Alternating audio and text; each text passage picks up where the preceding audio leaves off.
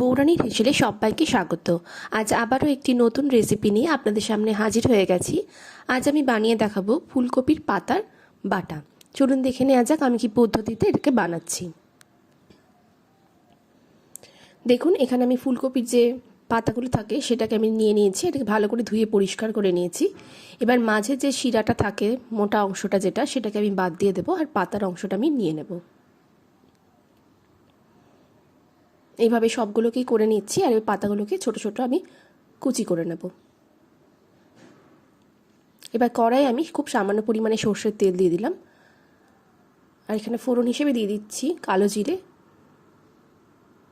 আর দিয়ে দিচ্ছি বেশ কয়েক কোয়া রসুন। এখানে 10 থেকে 12 কোয়া রসুন আমি নিয়েছি। এবার এই রসুনটাকে আমি বেশ লাল লাল করে ভেজে নেব। রসুনটা ভাজা হয়ে গেছে। এবার যে কুচিয়ে রাখা যে পাতাগুলো আমি করেছিলাম সেগুলোকে এখানে দিয়ে দিলাম। একই সাথে দিয়ে দিচ্ছি 3টে কাঁচা লঙ্কা, দিয়ে দিচ্ছি লবণ আর সামান্য পরিমাণে হলুদ। এবার এই সব কিছুকে আমি ভালো করে মিশিয়ে নেব, আর বেশ কিছুক্ষণ ধরে এটাকে আমি ভাজা ভাজা করে নেব।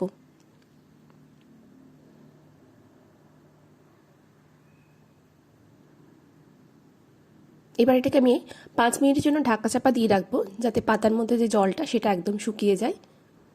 দেখুন, পাতা থেকে জলটা একদম শুকিয়ে গেছে, মানে এই পাতাটা কিন্তু একদম ভাজা হয়ে গেছে। এবারে কড়াইয়ের মধ্যে এটাকে আমি ঠান্ডা হতে দেব। ঠান্ডা হয়ে গেলে এটাকে একটা মিক্সি জারের মধ্যে আমি নিয়ে নিচ্ছি। এবার এটার একটা মিহি পেস্ট আমি বানিয়ে নেব। এবার আবারও কড়াই আমি সর্ষের তেল দিয়ে দিলাম। 2 থেকে 3 চামচ মতো সর্ষের তেল দিয়ে দিচ্ছি, আর খুব সামান্য পরিমাণে কালো জিরে দিচ্ছি, আর দিয়ে দিচ্ছি একটা পেঁয়াজ। এখানে একটা মিডিয়াম সাইজের পেঁয়াজকে আমি ছোট টুকরো করে নিয়েছি, সেটাকে দিয়ে দিলাম, আর এটাকে আমি লাল লাল করে ভেজে নেব। দেখুন, পেঁয়াজটা ভাজা হয়ে গেছে। এই সময় আমি যে পেস্টটা বানিয়েছিলাম, পাতা বাটার যে পেস্টটা বানিয়েছিলাম, সেটা আমি এখানে অ্যাড করে দিলাম, আর এটাকেও আমি ভালো করে পেঁয়াজের সাথে মিশিয়ে নিচ্ছি। বেশ কিছুক্ষণ ধরে এটাকে মিশিয়ে নেব, যাতে যে পাতার যে বাকি জলটা ছিল সেটা যাতে শুকিয়ে যায়। বেশ কিছুক্ষণ মেশানো হয়ে গেছে। এটাকে আমি লো হিটে রান্না করে নিলাম।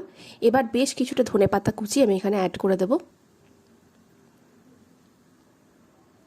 এটা আপনারা আপনাদের ইচ্ছা অনুযায়ী নাও দিতে পারেন, তবে এটা দিলে কিন্তু এর স্বাদ অনেকটা অন্যরকম হয়, বেশ গন্ধটা ভালো লাগে।